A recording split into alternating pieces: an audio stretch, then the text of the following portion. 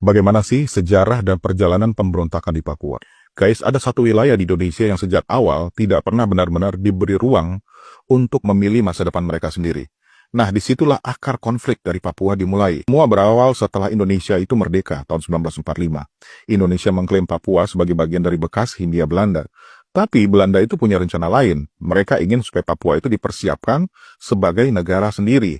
Nah, konflik ini akhirnya dibawa ke meja internasional dan menghasilkan perjanjian New York pada tahun 1962, di mana Papua itu diserahkan ke PBB, lalu diserahkan ke Indonesia. Tapi guys, masalahnya belum selesai. Tahun 1963, ketika administrasi Indonesia masuk, sebagian orang Papua ini merasa ini bukan integrasi, tapi ini pengambil alihan. Nah, disitulah lahir organisasi Papua Merdeka atau UPM. 2 tahun kemudian, pada tahun 1965, pecah pemberontakan bersenjata pertama di Manokwari, dipimpin oleh Ferry Awom. Lalu pada tahun 1969 dilakukanlah PAPERA, penentuan pendapat rakyat. Hasilnya, Papua bergabung dengan Indonesia, tapi prosesnya yang hanya melibatkan 1025 wakil, sampai hari ini dianggap cacat oleh kelompok pro-kemerdekaan ini. Nah, pada tahun 1971, konflik itu makin mengeras ketika tokoh OPM, Seth Rumkorem, memproklamasikan Republik Papua Barat dari markas Vitoria di hutan Papua. Nah, sejak saat itu, gerakan ini tidak pernah benar-benar berhenti, masuk ke struktur modernnya. Nah, perlawanan Papua kini terbagi dalam 2 sayap besar. Yang pertama itu sayap bersenjata, yaitu TPNPB. Mereka menggunakan taktik perang gerilya, bergerak dalam unit-unit wilayah yang mereka sebut sebagai Kodap. Nah, hingga 2026 ada sekitar 34 Kodap yang aktif, terutama di pegunungan seperti Dungka, Puncak, dan Intan Jaya. Komando pusat lemah, tapi Kodap bisa menyerang tanpa izin dari pusat. Ini membuat konflik tidak bisa dipadamkan dengan satu operasi saja. Yang kedua adalah sayap politik dan diplomasi. Di luar negeri ada ULM-WP yang dipimpin oleh Benny Wenda yang aktif melobi PBB dan negara-negara Pasifik.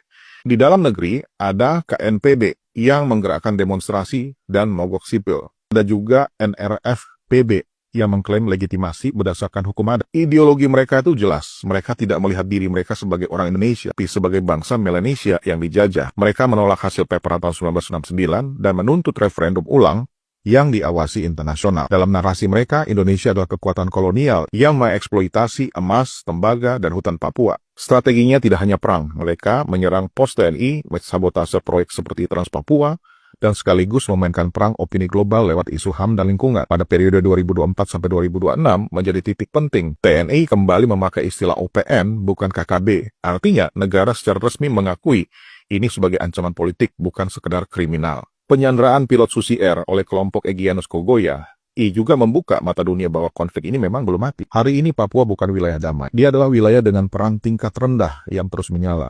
Pemerintah membangun jalan dan daerah otonomi baru, sementara kelompok separatis melihat itu sebagai upaya mengunci Papua lebih dalam ke Indonesia. Inilah kenyataannya, konflik Papua bukan soal satu kelompok bersenjata.